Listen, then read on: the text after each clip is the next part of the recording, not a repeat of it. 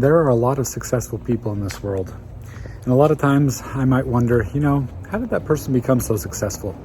What was their journey like? A lot of times you don't get to dig deep down into those journeys unless you maybe read their autobiography or something like that.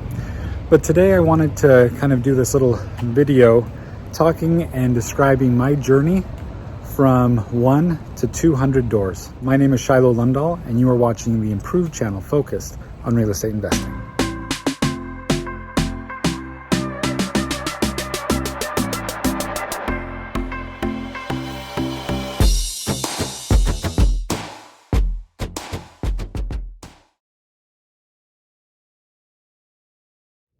My real estate journey started in 2008 when my wife and I moved to Arizona and we bought our first property together. This was our first primary home that we purchased, and we were really excited. Now, this was back in 2008 when a lot of the home prices were still kind of on their way down, but they had lost a lot of value by the time we bought this property. And this property was, I believe, a foreclosure property, I think a bank-owned property. We were able to buy a 4-bedroom, 3-bath home in a place called Santan, Arizona. I know it sounds a lot like Suntan, Arizona, but it's actually called Santan, Arizona, after the mountain range that's down in that area. We were really excited about this home. This was our first property, and it also had a pool in the back, which is very helpful because it gets really hot in Arizona.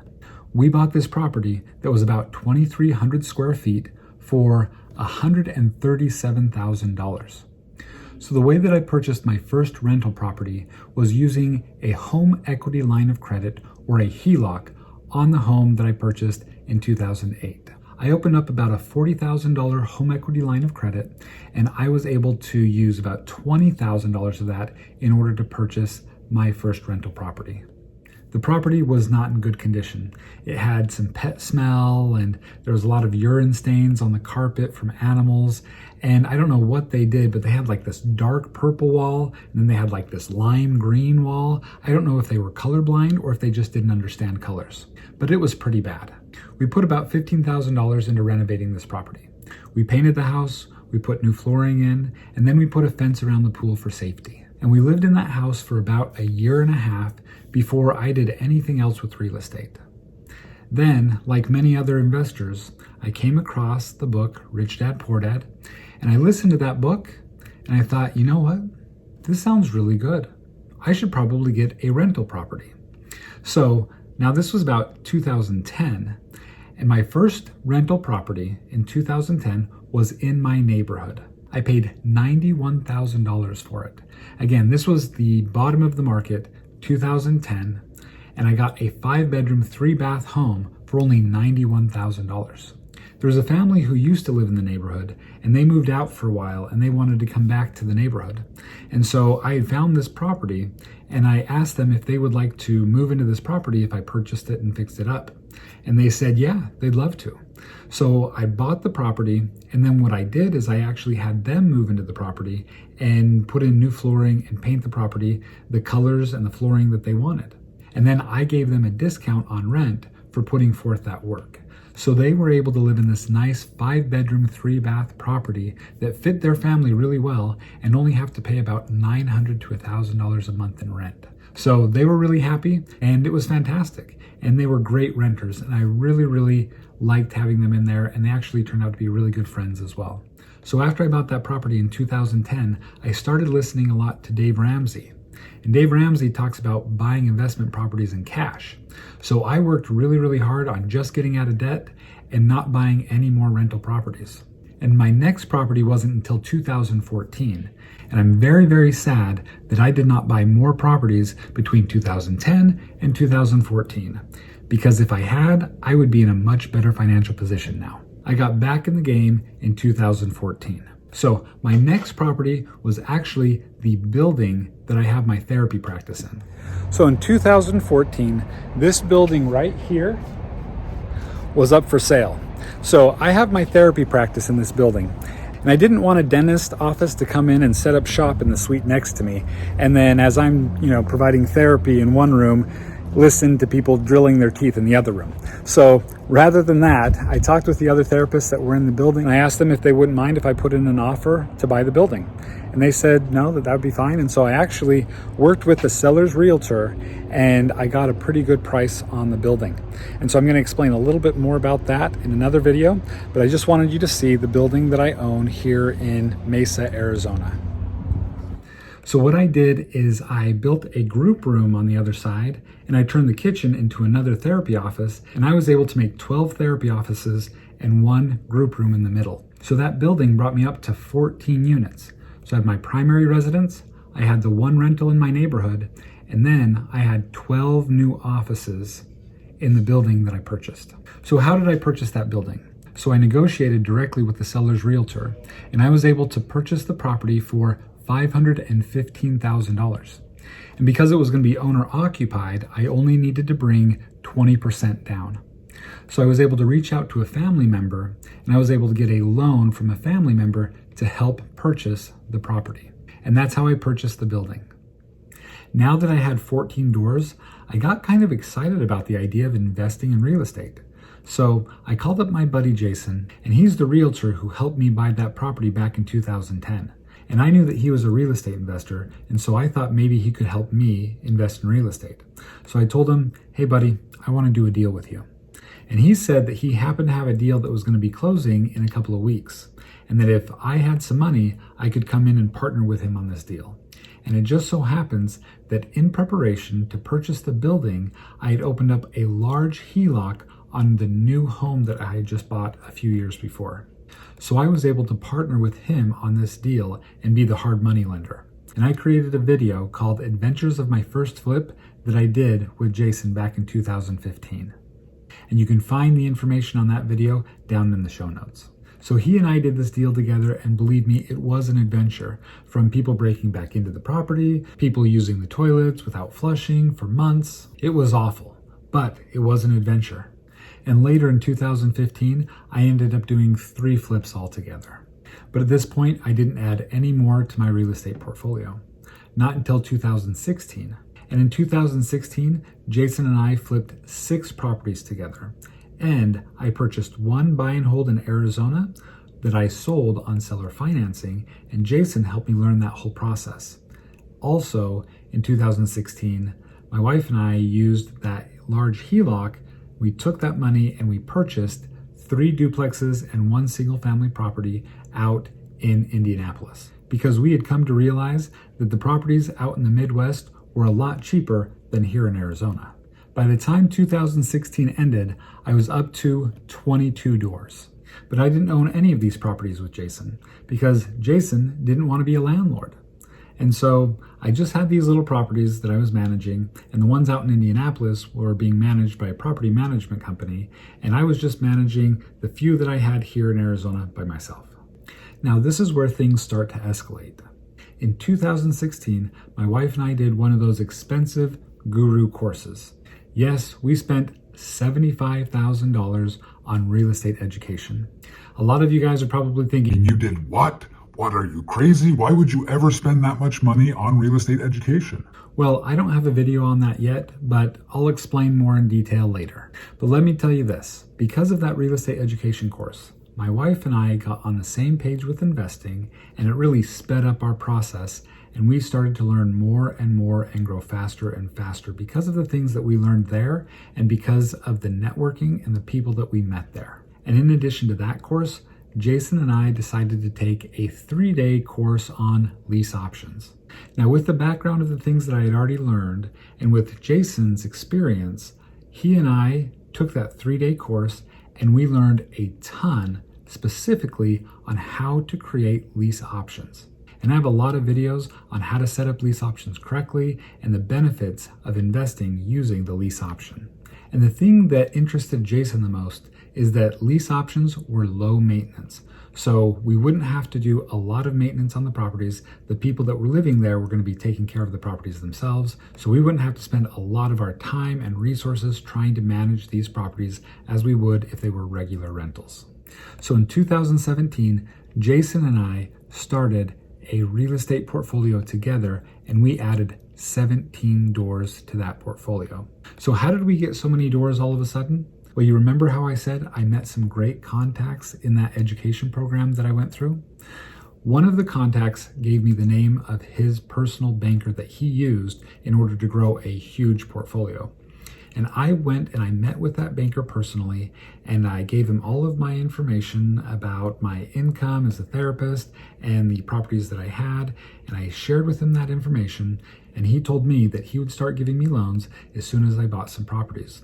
So a couple months later, I brought him 4 properties, and the loan process went pretty easy with him, and he gave me 4 loans really, really quickly. So that gave us motivation to go out and start getting more properties. And at this time, we were able to find some properties, and they didn't need to be great deals because we were able to do the lease option. And the lease option made it so that we got premium rents. They also came in with an option fee that lowered the amount of money that we had into the property. So we were getting properties at about maybe 80% on the dollar after all of the rehab was done. Also in 2017, I moved again, but this was a bigger move. This was a move out to California. And in California, we had a primary home and we had a guest house or an ADU in the back. And when we moved from Arizona to California, we left behind our primary home that we had here, which also had an ADU in the back, or a casita in Arizona. And so we had those 2 properties in Arizona that we rented out, and then in California, we had our primary home and we had a guest house. So that was 4 homes that were kind of primary homes, but really 3 of them were rentals and 1 was a primary home. I had the 12-unit building, so that brings me up to 16, plus I had the 3 duplexes and the single family out in Indianapolis, so that brings me up to 23. I had the 1 seller finance deal in Arizona, so that brings me up to 24, plus the 17 properties that Jason and I now had together. So I had a total of 41 properties by the time 2017 ended. Now in 2018, our business continued to grow, and the way that it continued to grow was using both hard money loans along with private money loans. You see, we had to leave some of our own money into a lot of these deals, and so we didn't have a lot of extra money here and there to be able to continue to grow. So one day I was having lunch with another investor, and this investor talked to me about the idea of having what's called a second position note on some of our properties. So a lot of our properties had a lot of equity in them because the market had continued to go up. The people had been paying down on the loans. So I was leveraged about 60 to 70% on a lot of these properties. So I started to create these small second position notes and record deeds of trust on these individual properties. And I would sell these notes for like $10,000 or $20,000, and they would basically earn 8 to 12% on these notes, depending on the note and the property.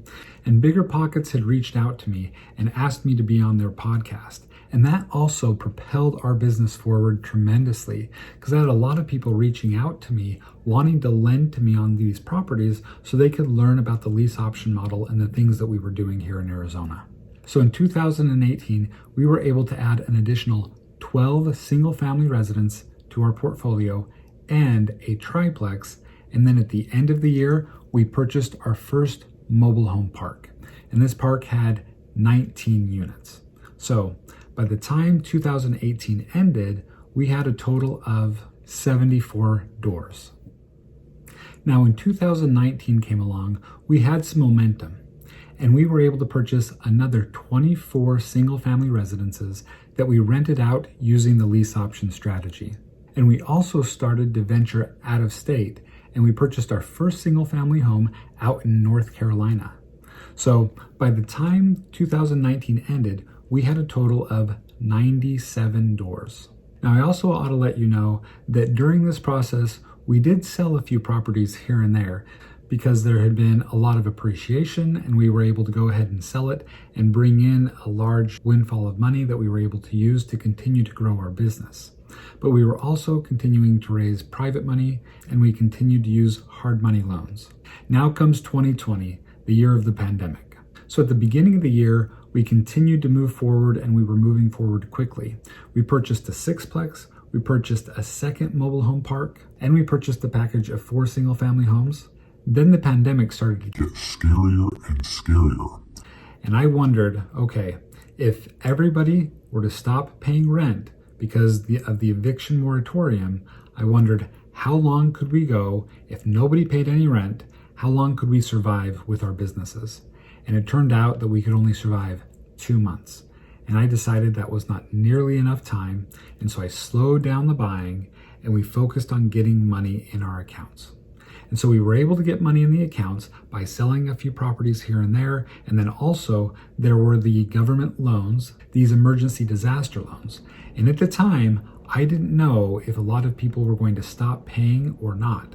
And so I applied for those loans and I was able to get those loans.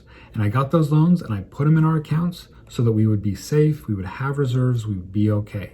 Then things started to lighten up again. And so I kept those EIDL loans in our accounts, but now I was able to take out the money that we had in our accounts before, and I was able to start purchasing some other properties here and there, because at that time when the pandemic just started going, people were nervous. And so some of the home prices started to dip down a little bit. And at that time, we were able to buy a 12-plex down in Tucson, and we found 2 other mobile home parks down in Tucson. So we purchased about 50 doors down in Tucson in 2020. And then we continued to buy out in North Carolina, and we continued to buy here in Arizona in the East Valley area. And so by the time 2020 had ended, we had purchased 110 doors that year. So our total unit count was about 190 properties by the time 2020 had ended. So here we are in 2021.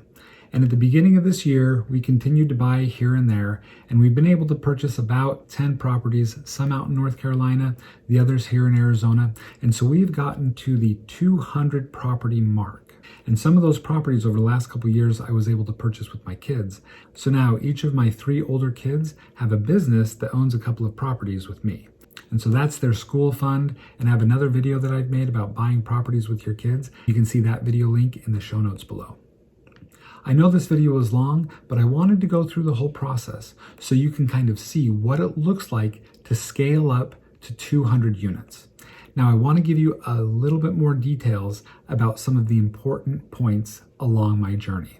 First, in that coaching program, one of my real estate coaches shared 2 bits of information that were very, very vital in our growth as a company. First, if you're going to grow and scale, you need an assistant. So back in 2016, I had gotten an assistant and she started to help us grow our company. So I was now able to just start focusing on the things that I could focus on and that I could do really well at, such as finding deals, such as negotiating, such as getting loans with banks, and she could handle some of those nitty-gritty little details. So that was very, very helpful in our growth. The second thing that he taught me was that in order to grow, you have to learn how to use other people's money.